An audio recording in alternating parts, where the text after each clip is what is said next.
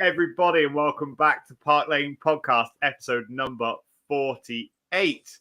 We have pretty much a full house today, but unfortunately, Dave has seemed to change his entire face, and we've got Kallum back on. Kallum, how you doing, mate? You well? Yeah, I'm all good, mate. Thanks for having me on again. It's been a long week, but hopefully we're back and smiling. I think we're at least a little bit happier today than we were last week around. So, Mate, I'm always happy. I'm always happy. Someone that's not always happy is Harry Scarf. How you doing, mate? Very true. That's spot on. I'm very good, thank you. Unpopular opinion. I think it's been a terrible pre-season, but I think we still have a lot to look forward to going into the season. I just hope it's not crushed immediately. We've got a tough start, but no, it's nice to be here. And back from sunning it up on holiday, Wynnie with his glowing suntan is back. Wynnie, how you doing, mate? I'm good, mate. Recharge my batteries. Much needed rest. But you know, with Spurs, nothing ever changes. So plenty to talk about. Yeah, 100%. For those of you that are new to the channel, don't forget to hit the subscribe button. It really does help us out. And make sure if you're watching live now, you like the video. If you're listening on any podcast platform, make sure you give us a little follow and leave us a 5-star review. Right, enough of that nonsense. Let's crack on.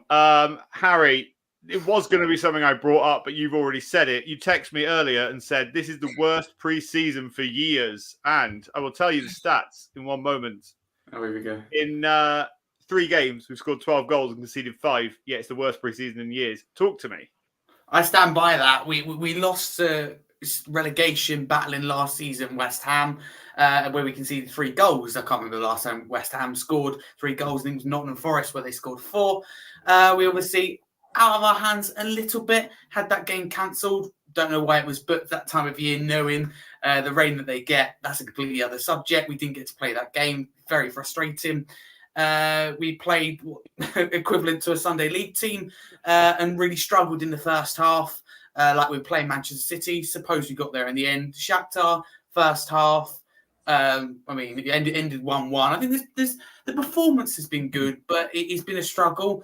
But you understand that with a new manager and getting used to a new system.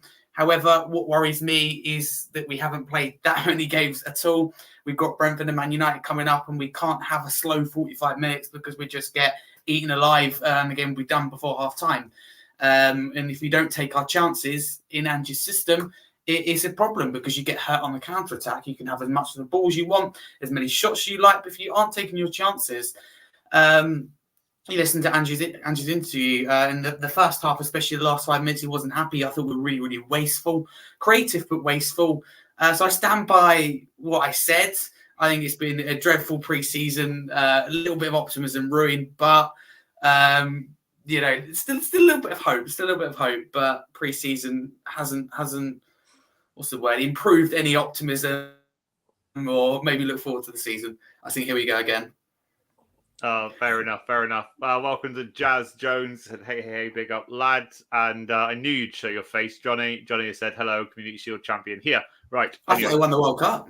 I know, I've moved on from that. We've moved on, people. Anyway, glad to have you all on board. If you are watching us live on YouTube, stick us a comment. We'll try and get through as many as we can. And I know there's a few crazy people in there, so why not say hello? I might not read it out, but say hello anyway. Wynnie, so, Ange Postecoglou, right? Let's talk a little bit about today's game before we move on to our man, Harry Kane, right? Yeah. I want, first of all, you to answer a couple of questions, but I'm going to go through this today. We won 5-1 with 67% of the ball, 32 shots, 20 of them were on target, okay? To me, that's promising, right? But, as Harry said, the level of opposition may not be the best, etc., etc., etc. What are your thoughts so far? Because, you text me at the same time that Harry was texting, and you were pretty impressed with what you saw from Spurs. Yeah. Look, I was not on board with Ange to start with, as everyone will know who watches this, because I was just a little bit underwhelmed by just his appointment, because I probably ignorance in that I didn't really know too much about him. But you know what? I'm gonna throw it out there. I'm massively impressed with the way we've looked. I know it's been very little in terms of games. We haven't played too many games, but what I have seen, I'm massively impressed, because if you look at, for a start, how high our defensive line is, I know that's going to catch us out sometimes, but obviously we'll get on to later, hopefully the thing that will stop us from making mistakes in that area. But yeah, so every single pass is going forwards. If it's going sideways, as soon as it goes sideways, the next pass is forward. So massive improvements from what we've seen in the dross of Conte and Mourinho. Big names, but didn't really deliver on what they said they were going to do. And whether that was because the players didn't buy into it, etc., that's all history now. But what I get, the vibes I get from Ange, I absolutely love him. And he's only been here for a very, very short time. And he's kind of giving me what's his name? Martin Yol vibes. In that kind of similar aura that he's giving off, in terms of like he kind of takes no shit.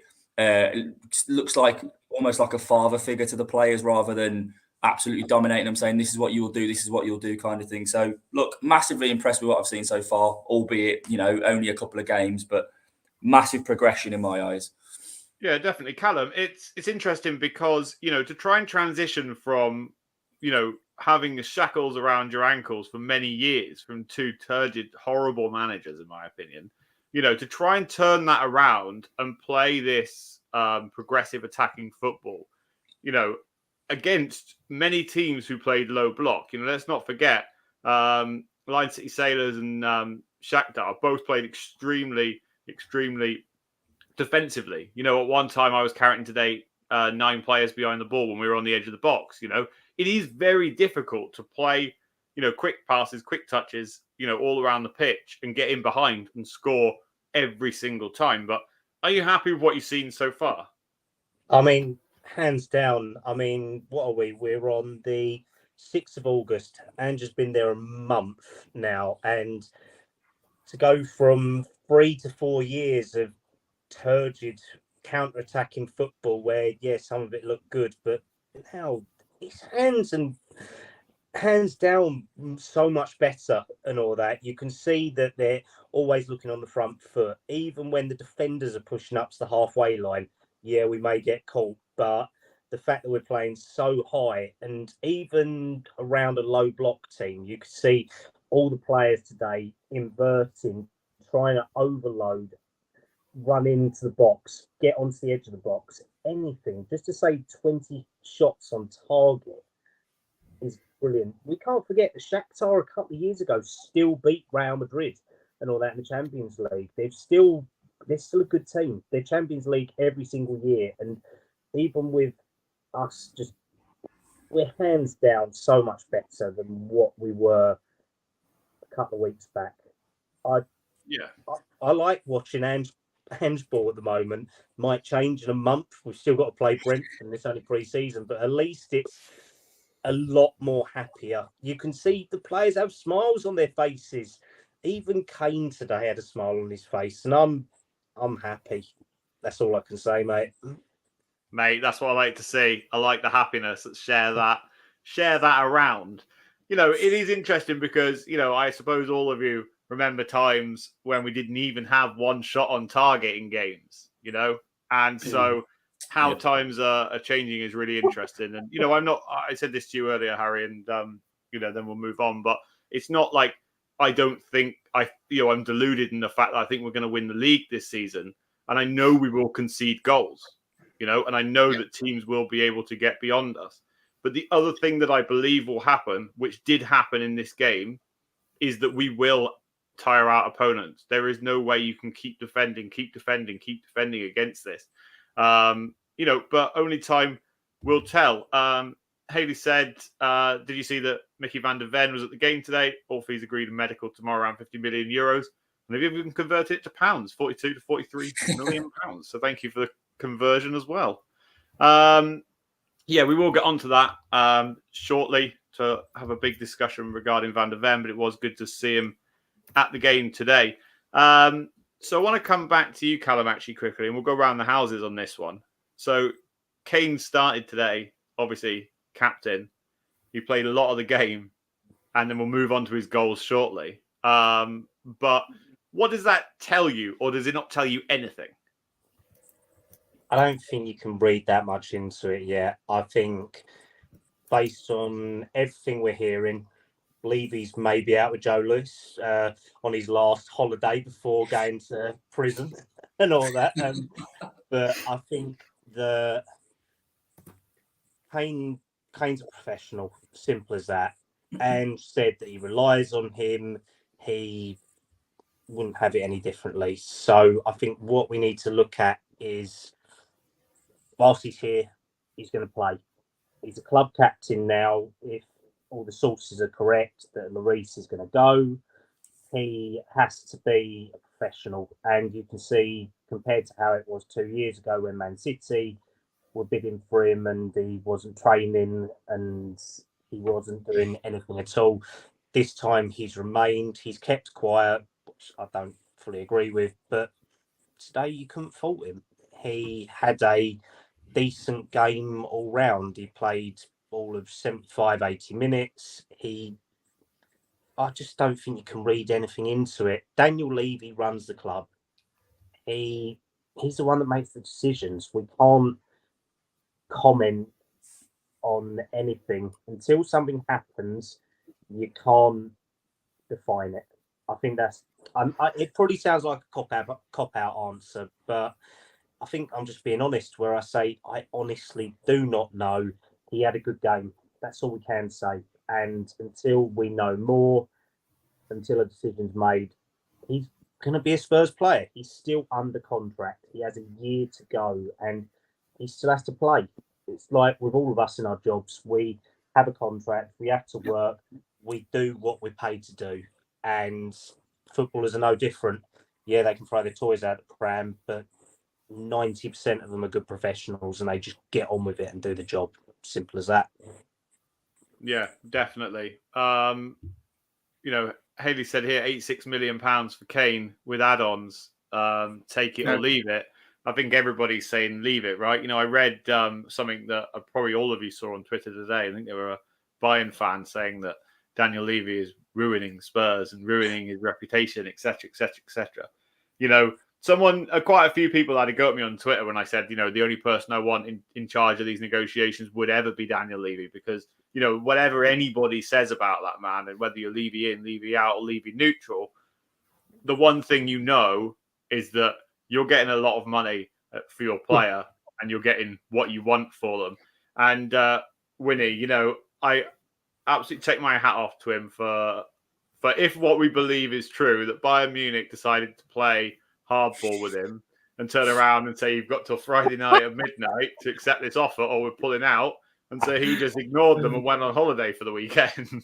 It's 2 weeks. Mate, look, I just think I'm going to put my 2 pence worth in here. I think a club of Bayern's stature, the credibility they have as just as a club, as an institution, as a global brand, the way they have handled this is no short of embarrassing. Honestly, like just the petulance that they've had throughout this whole transaction, if you wish, is just ridiculous. I mean, obviously turning up the German media turning up to the press conference with a Bayern Munich top with Kane on the back, like you wouldn't see anyone else do that.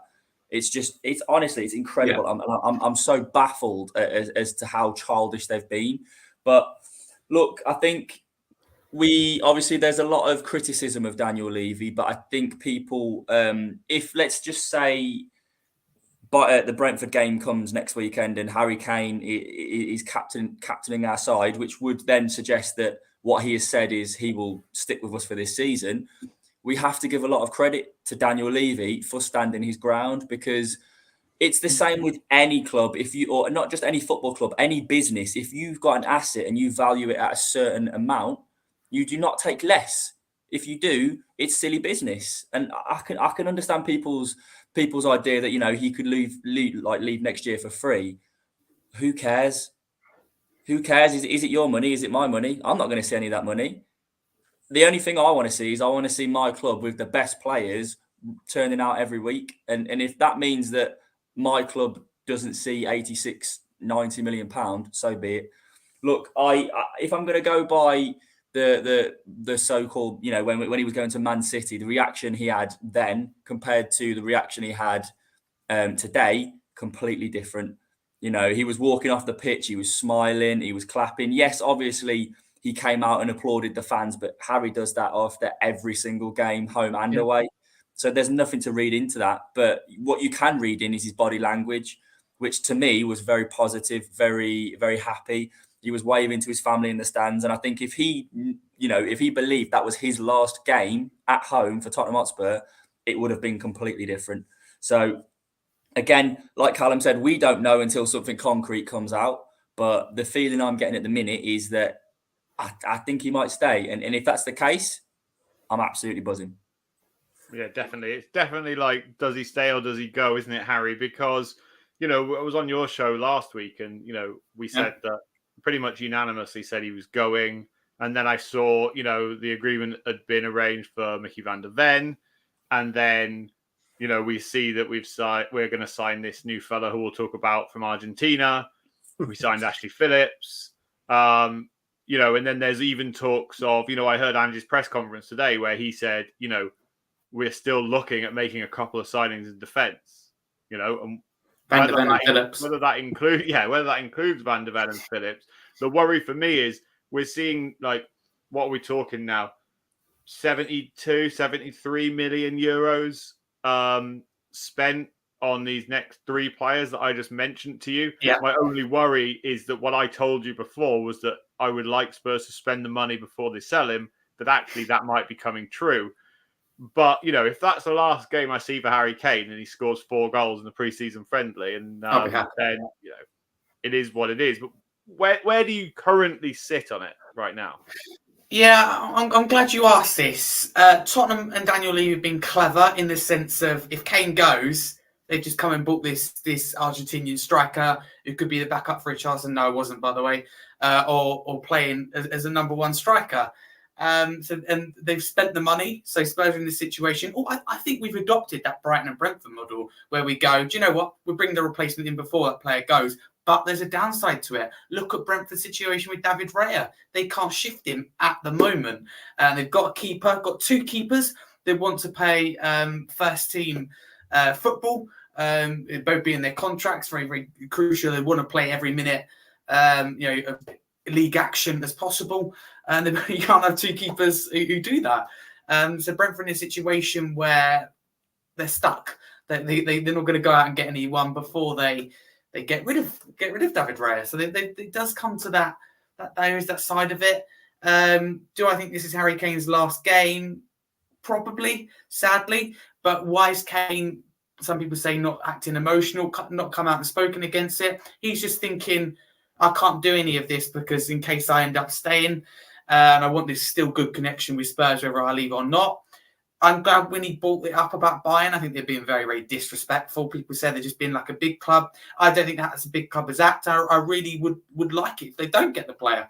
But at the same time, I think Bayern, could end up getting him on free next year. They could be laughing at us and laughing at Levy. I think that's a huge possibility.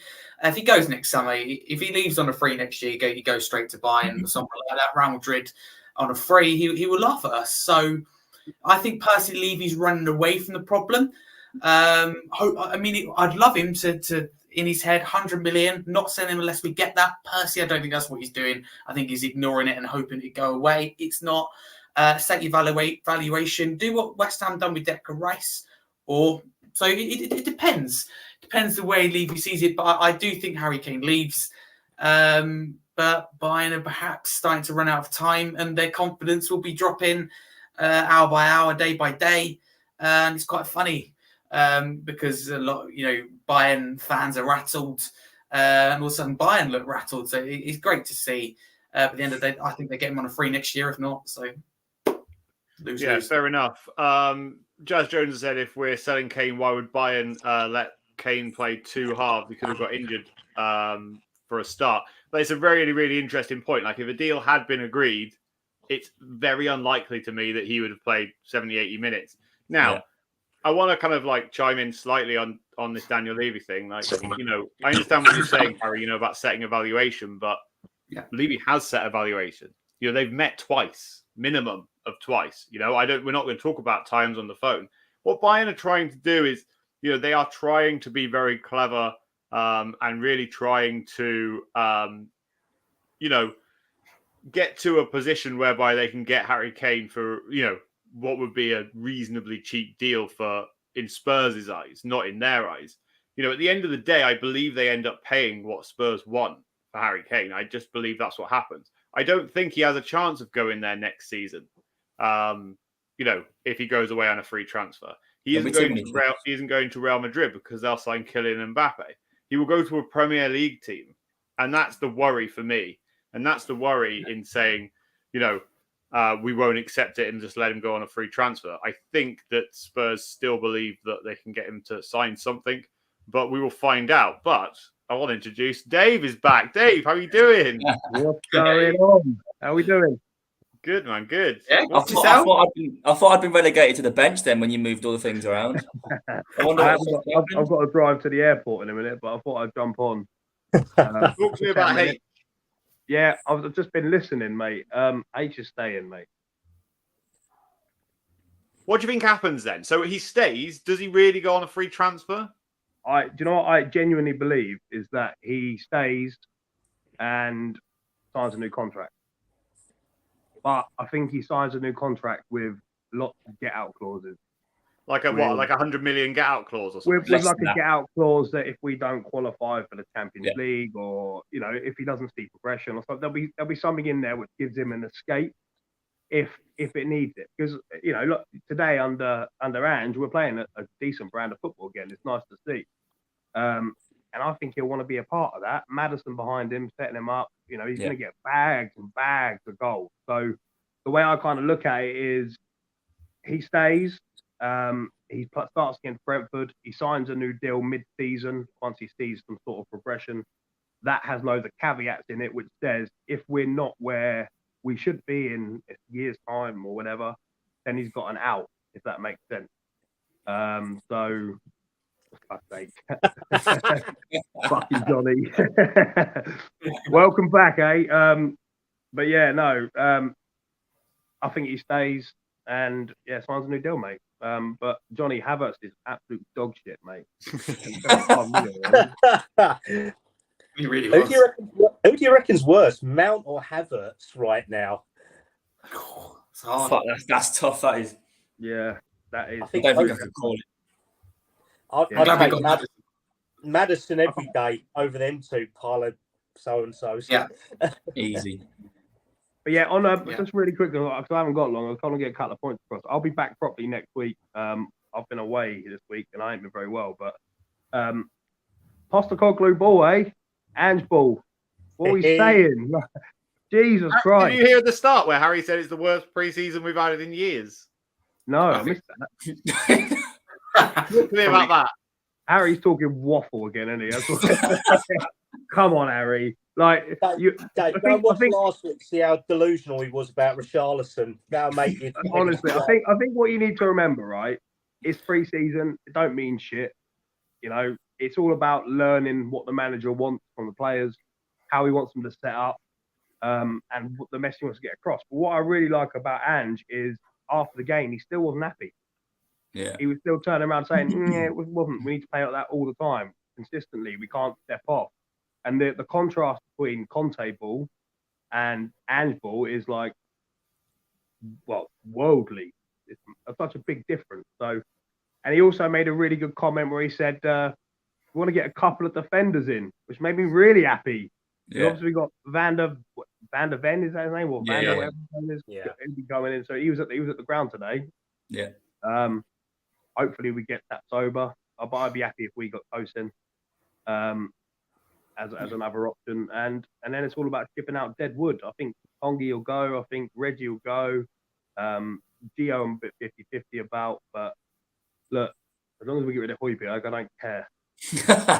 Oh no! Actually, do you know what? We were going to talk about the goals, Dave, but really quickly, I don't really want to spark too much of an argument, but I do want everyone's point. So let's listen to each other. I wrote down in today's notes, and anyone that knows me that I run, when I set up this podcast, I never ever write notes. But this week I wrote notes, and one of the notes I wrote was Højbjerg too negative, doesn't suit this system. Now, Kallum, I'll come to you quickly, and then we'll go Dave, Wynnie, and then Harry. Oh, it's going to be fun. Yeah, so Oh, yes. I just don't believe that, you know, he, even in this system where everybody knows, anyone that's ever watched a game of Celtic or any clip about Ange, is he's always like, pass the ball forward, do not pass the ball backwards. But again, I saw far too many Højbjerg backwards passes, a negative style. And, you know, maybe it is still soaked into him from Conte and Mourinho, but, you know, for the rest of the squad, I saw a lot more progressive forward passing. But Kallum, what do you think? I'm going to sit on a fence here. Whether Oh, it no, falls- we don't like fence sitters here, Kallum. All right, okay.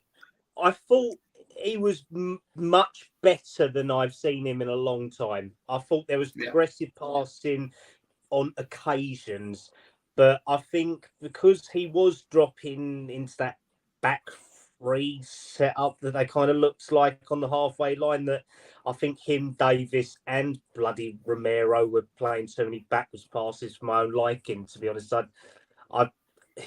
there was a couple of nice balls from Højbjerg, but I'm kind of with you in saying that I'd rather Bissouma or even Skip playing in there. Don't forget Bentancur.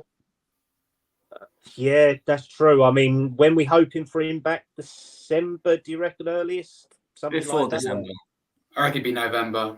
Yeah. No, in the Spurs medical team, probably in March. What we think? Probably pick up another injury. He'll retire. Oh, don't please. Dave, do you agree? Do I agree about Højbjerg? Yeah. I mean, look, I'll be honest with you. I'd have rather kept Winks than Højbjerg. I'd play Winks over Højbjerg all day long. At least Winks passes the ball forward. I'm going. At least Winks passes the ball forward. I mean, look, what does Højbjerg do apart from this? Like, he is Mr. Sideways. He is the epitome of Mr. Sideways, Mr. Backwards. If you've got a progressive manager like Ange, who wants to play that attacking progressive football, yeah, you do need someone that's going to sit, but they also need to know how to break the lines and play through the lines. I don't think Højbjerg knows how to do that. Like, he picks up the ball, he does his little 360 turn, he knocks it back 5 yards. He creates 5 yards of space, gets the ball back, does a 360 turn, passes it sideways. And this happens consistently. Yeah, he makes himself available, creates a space. But is he effective when he does that? The answer is no. So the reality of it is if you're going to play the way Postecoglou wants Tottenham to play, you have to have a progressive midfielder that can do the dirty work at the back and knows how to play through the line. Højbjerg doesn't know how to do that. If Atletico Madrid are willing to pay 40 million for him, Jesus Christ, I'll drive him to Madrid myself. I'll stick him in the boot. I'll bring Harry along for the ride. The whole way. You know, so the way I kind of look at it is look, I don't hate him. I don't think he's good enough. I think he is kind of what's Southampton sort of level. He doesn't have the right. He's got the right mentality, but he hasn't got the right footballing brain for the style that Ange wants to implement, in my opinion. I think someone like a midfield for me, if Bissouma and Bentancur with Skip and Star, that's all you need. You know, you don't need hangers on. So if he wants to leave, you know, I'll pack his bags for him. No, Dave, you forgot Madders. You forgot Madders, mate. No, he plays more advanced, mate. Don't worry about that.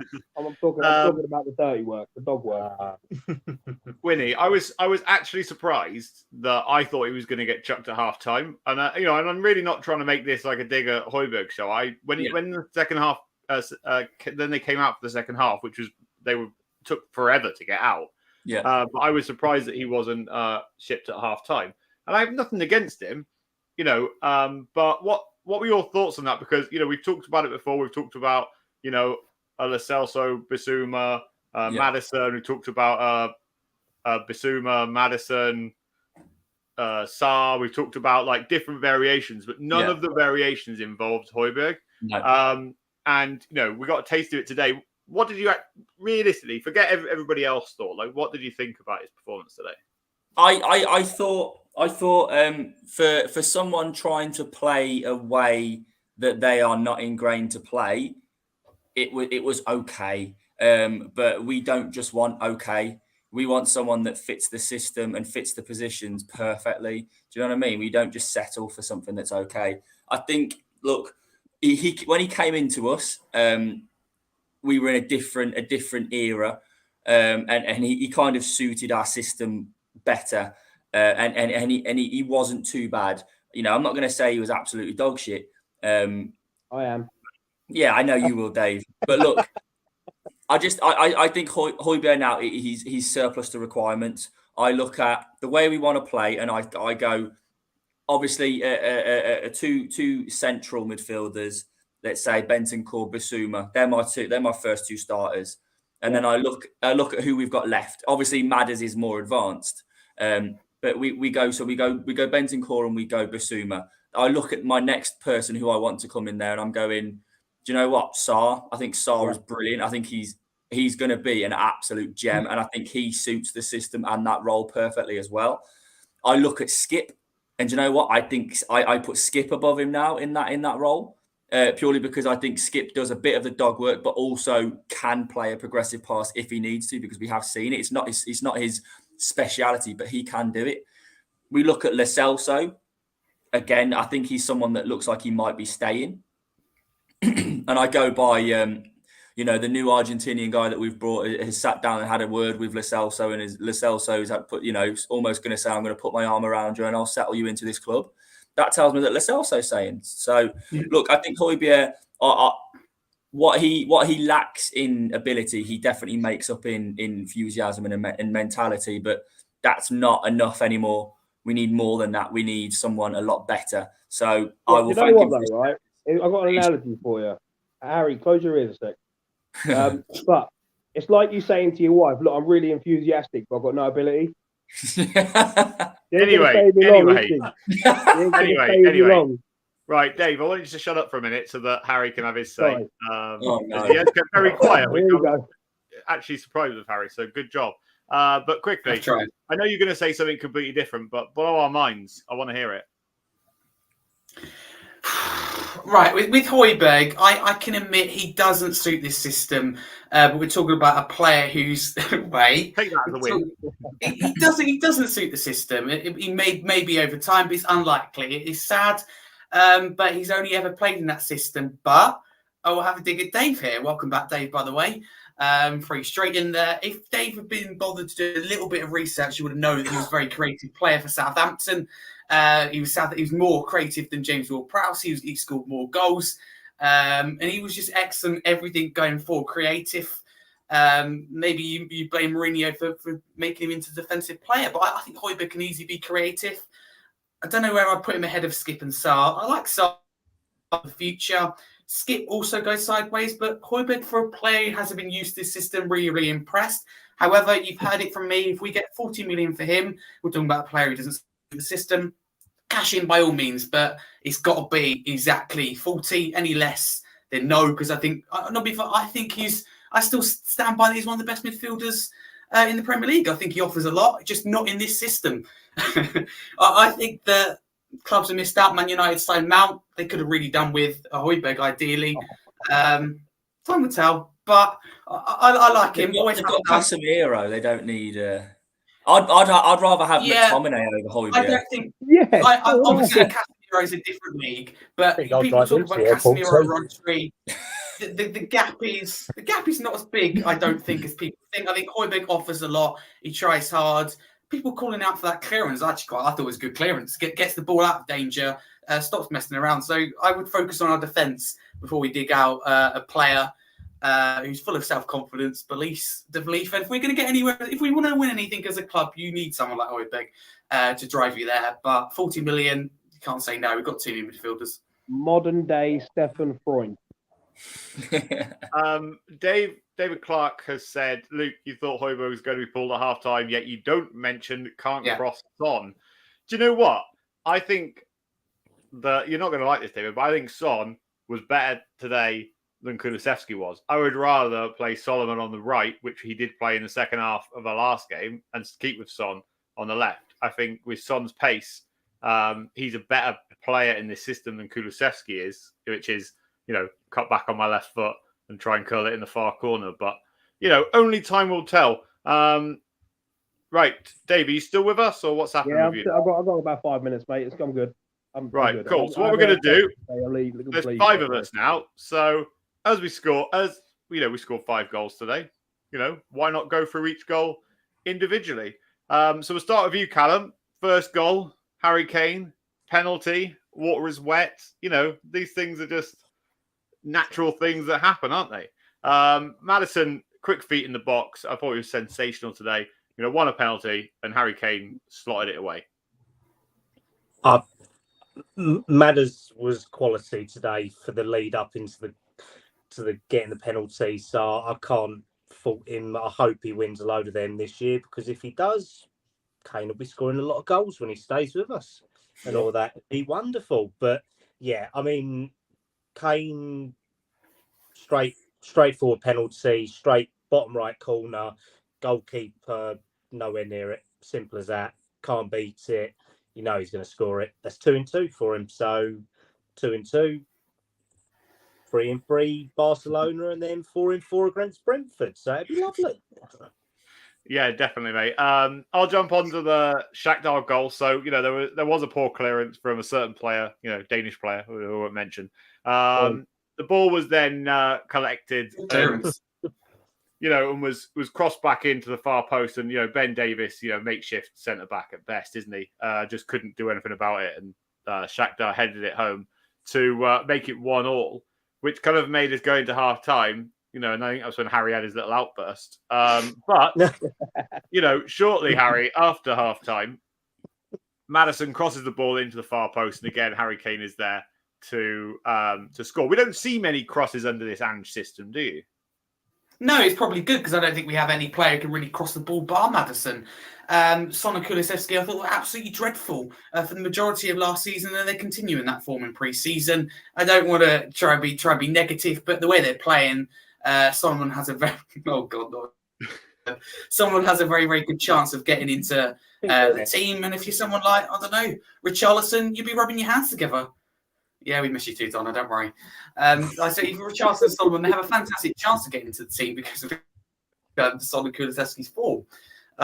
Second goal, yeah, decent. Second half, decent. But you take Maddison and Kane out of the team, we don't win the game. It's sort of worrying, defensively, shocking. Davis, very, very poor. I mean, you can criticise the Højbjerg clearance all you like. Ange didn't like it. You can understand why it's his system, but Højbjerg's been used to that. Get rid of it, out of danger, which he did. Not his fault, came back in. And our defence once again failed to get rid of it. So yeah, we won the game, but without Kane and Maddison, we wouldn't have. Put it that way. No, fair enough. Fair enough. Sounds good. Right, so let's talk about Wynnie when Kane scored his hat-trick. Yep. Made it 3-1. Kulusevski got the ball at the edge of the box. Yep. Little reverse pass. And I'll talk about this one because I missed the fourth goal. All right, go on then, Dave. Reverse pass to Kane, made it hat-trick. Right, as soon as Kane went through, it was always going in, let's be honest. I actually liked Kulu today. I thought he played all right. I mean, yeah, he couldn't cross the coffee, but I do agree with you, Luke, that he's kind of not as suited to this system as Son is. But he's so technically gifted, and if he finds some of that form and can play passes like he did today for Kane, we're laughing.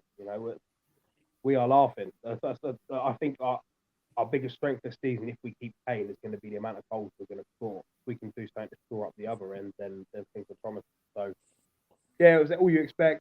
Harry Kane scoring a hat-trick. Well, he scored 4, didn't he, in the end? Yeah. What is going on? What have I missed? So for those of you that aren't watching, that can't see what is going on, whoever you are in the world created a YouTube account on the name of Donna Cullen, and likes to send us messages in the chat. So no, it's good. Whoever's watching, it's good to have you on. Thanks, Donna. Yeah, exactly. So Wynnie, Harry Kane scored a 4th goal. Shortly after Manuel Solomon came on, and he's somebody who I've been really impressed with when he has come on and has played pre-season, for a free transfer, for a cheap Levy deal, whatever else you want to call him. Again, I was actually surprised he didn't play against his old club. But he came on, looked sharp, had a shot on goal straight away, parried by the goalkeeper, and then Harry Kane was there to tap it in. It's what all world-class strikers have. They have the ability to know where the ball is going to drop into the box. We know Harry Kane's got it because he does it all the time. And, you know, like you say, great work from Solomon when he came on. He's a player that, you know, he's got such a low centre of gravity. He almost reminds me of Aaron Lennon in the way he could switch his body from left to right and shift it around. So, as we say, cutting on his right, had a good shot, and the keeper parried it straight into the path of Harry, who knew where the ball was going to drop, and that's just an ability that he has. So, look, if it is going to be his last one, it's a good send off. But yeah, it was a trademark Harry Kane tackle. Who is this person? Again, for those of you that are listening, there's been a comment that says, Mr. Kallum is new. I haven't seen him before. He looks similar to my boss, Mr. Levy, or is it just that shiny head? I don't know what to say. I've got to follow that. I've got to follow them on YouTube. It's my favourite account. Yeah, definitely. And then, you know, Harry Kane was subbed after 4. Wasn't sure why he wasn't subbed after 3. But anyway, he was subbed after scoring 4. Dane Scarlett came on, which I was glad to see Dane get a run out. And, you know, the ball dropped to him in the box. He controlled it down, quick turn and shot into the far corner. And do you know what? I was probably happier seeing Dane Scarlett score than I was happier than seeing Harry Kane score 4, to be honest. It was a great finish as well, by the way. He's beefed up a bit. Yeah. Yeah, he looks good. And, you know, I think he needs another season out on loan. But, you know, Can I ask a question before I go? Yeah. Who's this new Argentinian striker that we've apparently bought? According to Twitter, it's a new Messi. That's an interesting segue. Well, Mr. Kallum is going to use his perfect GCSE Spanish in trying to pronounce his name. So we've got Alejo Feliz, a Rosario Central striker, good under 21 prospect. Actually did all right at the under 21 championships recently. So yeah, he's a prospect. I mean, how many good young strikers does that make it in the academy and on the verge of the first team now? Troy, Dane, Vallejo, Mikey Moore, Jamie Donnelly, and a couple of others. So future's good. I just got to say about it, right? This is why I love Tottenham fans, and it cracks me up and pisses me off at the same time because it's always like, oh, Levy's always looking for the cheap option. We've never heard. We have to Google these people, and as soon as this announcement signing them, everyone's like, "Oh, this kid's unbelievable. He's so good." I ain't gonna lie, I've never heard of him before. I was like, "Who the hell's this kid? Where's he come from?" I don't even know who Rosario Central are. I haven't got a clue. You know, that's what I mean. It cracks me up. It's like, oh, we always have to Google the players we sign. When we actually sign them, everyone's like, "Oh, he's so good. Honestly, he's going to be so good." I'm like, Jesus Christ, make up your mind. It's just the reactionary Tottenham fan base, isn't it? Let's be honest. Yeah, I'd hope that it was every fan base, to be honest, because surely, you know, it's the same with, you know, Tapsoba, Van der Ven. Look, they are more well-known players, but realistically, out of the 5 of us, how many of us watch Bundesliga on a regular basis, week in, week out, and watch these players play? Bayer Leverkusen follow me on Twitter, so maybe. I don't know why they follow me, but Bayer Leverkusen follow me on Twitter for some weird. They won't be buying Højbjerg anytime soon. That's them eliminated.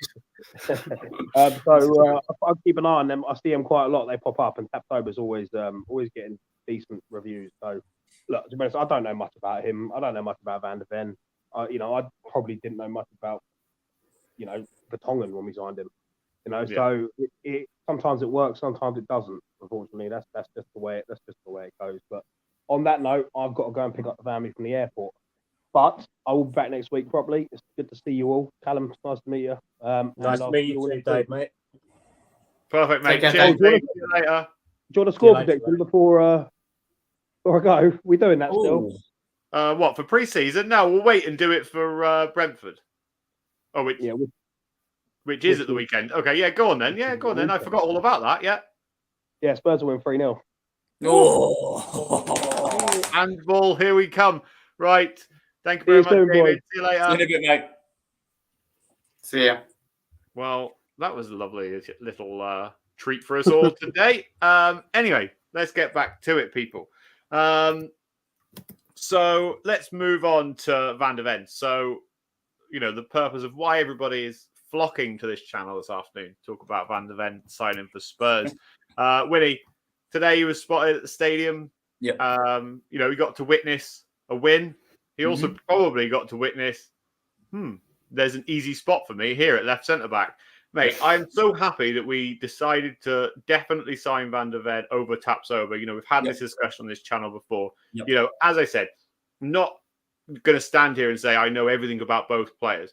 But the research that I did when we talked about both of them and my thought process on it, A, he's younger, got a higher ceiling price.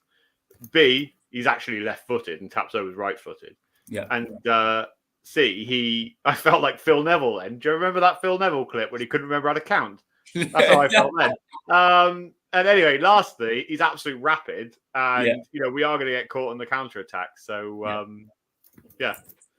What do you think about Van der Ven? He's, for me, just literally echoing exactly what you said in the sense that he was the perfect fit for me. I think other than possibly another good fit for that role would probably have been Max Kilman from Wolves. I think he was another similar player. But look, so Van der Ven, as you said, we play a high line. We're going to get caught out. His speed is going to come in effect very, very, very, very much. So look, I think he's, like you say, he's left-footed.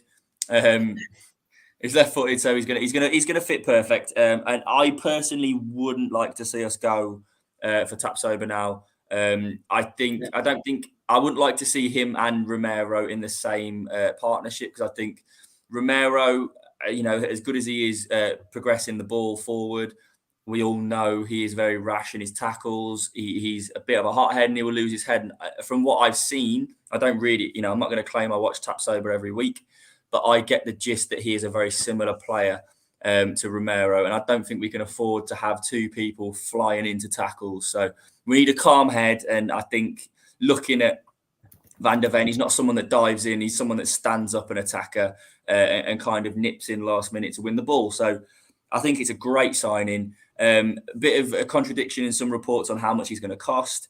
I've seen 50 million euros and I've seen 40 million euros. So, but I don't really care how much it is, to be perfectly honest. He fits our system and Ange's system perfectly. And more importantly, it's someone who Ange, I believe, again, I think Ange was chasing him at Celtic. So look, if you wanted him at Celtic, he's now wants him at Spurs. We've got him. Happy days. Yeah, definitely. Kallum, apparently he's the 20th fastest player in the world, according to the fountain of all knowledge, Jazz Jones. Yeah, he got fastest in the Bundesliga last year as well, I think. Apparently he can't head the ball, but Great. Oh, not another one. 6'4", fast and can't head yet.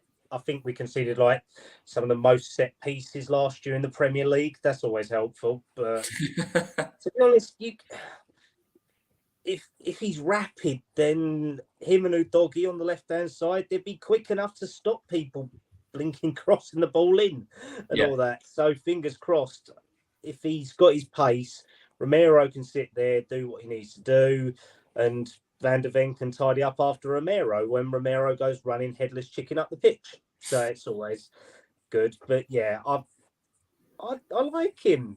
I just want a centre-back that's not Dyer or Sanchez now. Or I would say Roden, but I don't think he's played more than 5 games for us. So can you really class that as even a player for you? Yeah. No, I get you, mate, definitely. And talking about Romero today, lads, it's like count on Romero in a pre-season friendly to get yellow card. Like, what more do you expect from him? But anyway, H, are you happy with Van der Ven? Is there somebody else you'd have preferred? And it's interesting as well that Eric Dyer under Ange is like, we've had Jose, we've had Conte, loving Eric Dyer. We've even put a little documentary out. And then we've got Ange that says, no thanks, I'd rather play Ben Davis. Fair enough. Each their own, I suppose. I enjoyed the documentary, by the way. And I have no hate towards Dyer. I think he's been a loyal servant. I like his attitude, commitment. But when it comes to football ability, I think we can all agree, sadly, it isn't there. Love it in the chat, Micky Van der Ven. So from what I've been told, it should be closer to 50 million euros. When you mentioned 40 and 50, around 43 million pounds. But add-ons, there's a potential 2 or 3 million add-ons, but mainly it's all going to be given in one fee. Because Wolfsburg really like Van de Ven, as you can imagine. So they'll only ever be convinced selling him if they get the ideally the full price. So I reckon it'd be closer to 50 million euros than 40, but who knows? His price has definitely gone up. Yeah, we definitely got levied in this deal, didn't we? I feel like we did, yeah. Debatable. We got the player. I don't think we need any other centre backs now. We just need to offload players. Honestly, Van de Ven's done. You announced Felix. We don't need to sign anybody. You've had it from me. I'll be to counter. We don't need any more signings. We need to let 6 or 7 players out the door, though. That's our job now. Tanganga needs to go. Rodon needs to go. If Ange doesn't like Dyer can go as well. We bought 2 in. Still 3 can go. I think, she's got Phillips on the bench. Yeah, it would make sense. Davis can kind of play there. I would keep Davis personally. I know lots of people disagree. Mr. Luke at the top. There's lots of players I'll get rid of. And Ndombele you have to cash in, but obviously the club are going to lose a lot of money. I'll give over Dave. We just signed Van de Ven. Goodness, he's bonkers he is. I don't think that we need another centre-back, Dave, to say the least. We're signing 2, 1 for the future, 1 ready now. Why would you be crazy to bring centre-back in unless you let centre-backs go? Because the whole squad's going to be taken up as centre-backs. We've got the quantity, it's just the quality. But we're bringing the quality in. Dave's on one tonight. No, fair enough. Don't be rattled, Harry. It's going fine.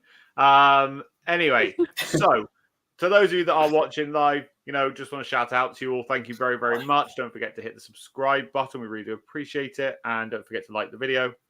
Just want to shout everybody out in the comments as well. Keep your comments coming in. Hasper TV has also said we need another centre back, left back, and right back. Give over. Why does he want wing backs? We got 7. Oh, because he did say earlier that he wanted. So many of. He did say earlier that I didn't read out. He wanted to move Udoji and Porro to wingers. So that was one of his other comments. Oh, come on. Do you know what I am impressed with, lads? Actually, I'll go to you quickly, Winnie. You did say, because a lot of people were skeptical about Big Ange, and I'm not. It's not for me to say, I told you all, whatever. But it is what it is. You want to say it, don't you? No, that's not me. I'm a more humble guy. And anyway, but it was interesting to see because the more and more you watch Spurs, right, it is going to be difficult for Spurs. You've got 2 centre backs, then you've got your full backs that invert on attack, and then you've got your wingers that stay out wide, and then you're on counter attacks. You've got the defensive midfielder that slots back as a centre back to make it a 3.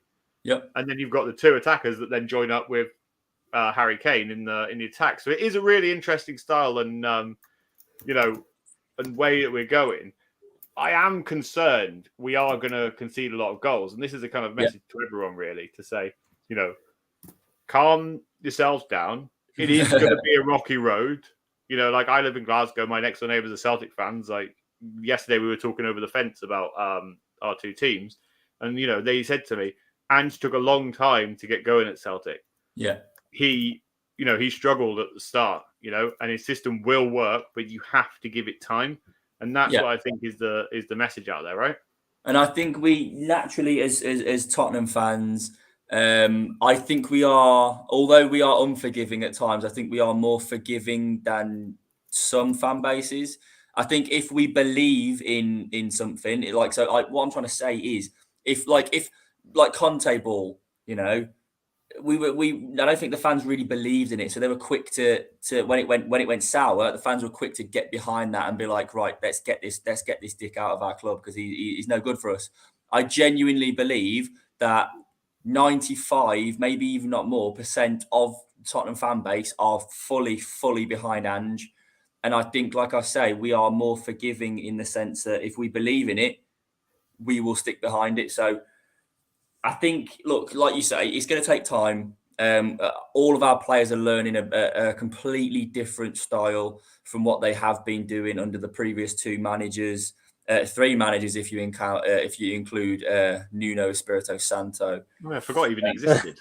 Exactly, I know. Yeah, his brief spell, and that was also very defensive. So look, I think it's, as you say, it's going to take time, but we need to stick by him. And I myself, in the very, very little games that we have played and the little clips, little training clips, I can see that we are much, much better in progression in terms of, and to be honest, I think we're further ahead than I thought we would be at this stage.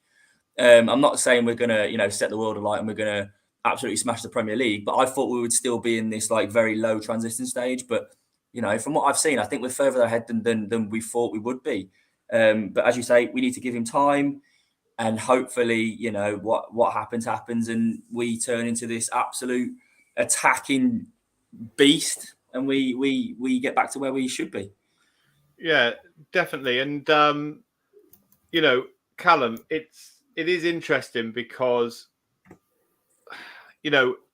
as Winnie said, it is going to take time, but it is so nice to see a manager talking about things that actually need to be talked about, and saying we weren't really good enough, in the last 5-10 minutes of the first half today. I haven't really worked on set piece chances, which he said after the or defensive areas of that, and it is also good to see. And never works with the same coaches, right? So he doesn't bring a whole coaching team along with him, and he likes that. He likes to be able to, mold young coaches and have them work alongside him. Jedinak, who's a coach at Spurs, he played under him at with Australia. And obviously Ryan Mason's part of that as well. It's nice to see, isn't it, Kallum? Yeah, I think it's just actually nice to have a manager who doesn't talk about themselves. In all honesty, we have to say it. Conte loved the smell of his own shit. Mourinho liked the smell of his own shit. Simple as that. They, like you said last week, the dinosaur managers, they just think they're the best thing since sliced bread. And just come up from the bottom. He's just honest. He knows that he's going to get it right. He knows he's going to get it wrong. The players will play how he wants them to play, but they'll still have mistakes in them. He's got, like you said, the young coaching staff. He's got Matty Wells. He's got Birch. He's got Mason, Jedinak as well, who you can't fault. He's a Premier League professional. He knew what he wanted to do. And when you consider that he's in a whole different world here. He's been in Japan. He's been in Greece. He's been in Scotland. The Prem's so much different, but he's learned to adapt. And I think we all just need to be patient with him now. And if he keeps saying the right things, even the fact when he's going on about transfers, he's saying, this is what I've told the club that I want. I have no control over it. At least he's being honest and saying that my job is to coach the players on the pitch and work with my team. And I will work towards achieving, making the club happy again. And you can see what the players were saying about him as well after the tour. They was all singing his praises and seeing that they were shackled. Now they're not. And even though even Højbjerg looks like he's enjoying it, and I know that you'll probably never invite me back on the pod after that comment and all that. But the thing is, when you look at them, they want to play for him. Simple as that. I know it's only early, but like Barney's saying, having someone honest and just refreshing gives a whole different aspect to it. And to be honest, as fans, that's what we want. We want the club to be honest with us, because we know we're not going to get it from the board. We're not going to get it from God knows where. I mean, it's not like Italian clubs where you have a director of football speaks all the time and all of that. We don't even have one of them either at the moment, because City Group still have him. But that's a whole nother story. I just want to enjoy my football again this year, because there's too many dark times in the last 2 to 4 years that I don't care about anymore. And ever since Champions League final, I think there's only a handful of games where I've actually enjoyed watching them. And I don't give a toss about press conferences, to be honest, either. If someone's going to be honest with us, I'll listen. if people are just going to blame the club or blame the players for something, take a look at yourself and all that, and just say you're kind of at fault as well. So it's Yeah, nice. 100%, mate. 100%. Everybody deserves a shot, right? Not everybody gets a job on, should get a job on the basis of what, have they done something exactly the same before? And sometimes you need to see, I have done this, it was slightly lesser, but, I can prove that I can do it if you give me time. And I think everyone deserves a shot. And, I'm glad that we are the people to give and a shot. Right, just quickly before we wrap up, quick couple of word answers on the signing of Ashley Phillips. So signed for £2 million on Friday. Well, Saturday it was announced, but the 2 million clause kicked in on Friday. So well done again to the board for that. But I'll probably be shot down for that. I'm pretty happy with him. All I know, and I'll be honest with you, all I know is that he was an absolute beast for me on Football Manager. And I brought him up from the youth system at Blackburn and gave him a shot in the first team. And he was an absolute giant. He's a tall defender, relatively quick, and no nonsense defender. So I think it will take a bit of time, but I wouldn't even loan him out. I would start him cup games, to be quite honest with you. But Wynnie, what do you think? Yeah, again, similar to Van der Ven, he looks. He's an absolute monster in terms of height. He looks comfortable on the ball. All these, all these types of players that we Ange just wants people who can play football. And we're going to play out from the back, so we need players that can do that. Not necessarily this season with Phillips, but as you say, I wouldn't loan him out.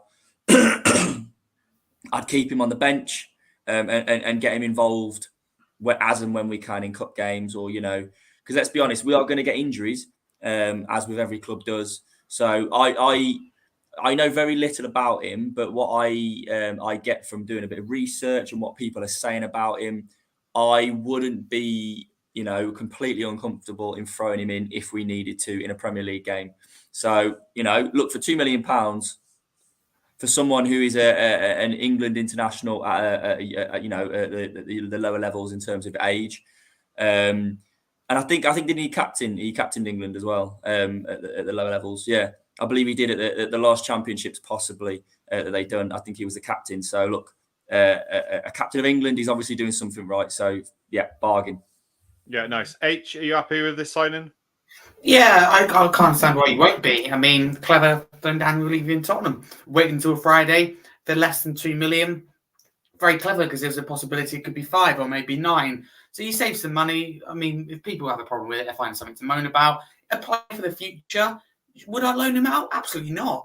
I'd use him in cup competitions, and like you alluded to, I'd use him as backup centre-back. Dave's gone, so I can say this. Van der Ven and Romero is a starting 2, and Phillips will be the backup. I think that's all you need. Someone gets injured, Davies can play there. I would keep Dyer in and about there as well. So I think that work's not a problem at all. Very happy with the signing. A great young prospect, and I don't get a problem for it. I said it Saturday. I was very happy with the signing. Apparently, I set what's the word? Mediocrity. I can never say it. Apparently, I'm accepting that by looking forward to a young prospect. So there you go. I've learned something new. Exactly. Kallum, you happy? Yeah, of course. Probably more advanced than the young prospect centre-backs that are coming through. We've got Dorrington and Paskowski, who are realistically the first sort of starters as the backups in the 23s at the moment. So if he does play for us, then great. Don't loan him out. And if he doesn't play fully for us, let him play in the under-23s and all that. Let him get consistent match sharpness throughout.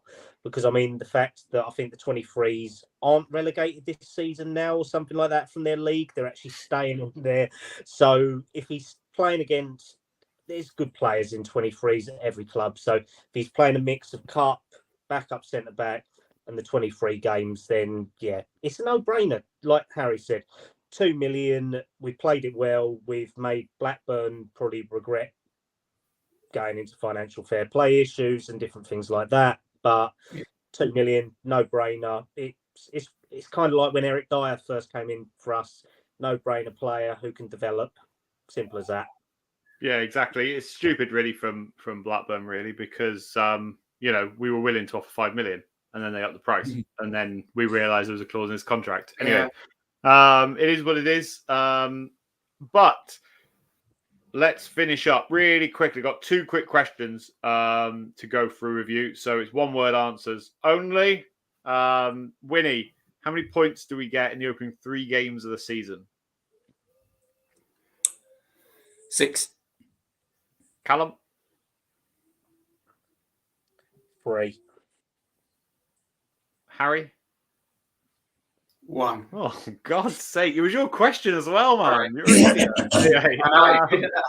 I'm going with God's Winnie sake. as well, 6. I think we'll get.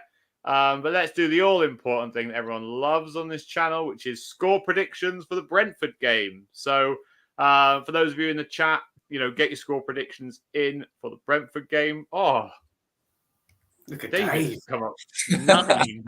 We're winning it all, Dave, aren't we? Anyway, get your score predictions for the Brentford game in the chat, and we will start compiling them all, and I'll maybe try and figure something out, or maybe I won't.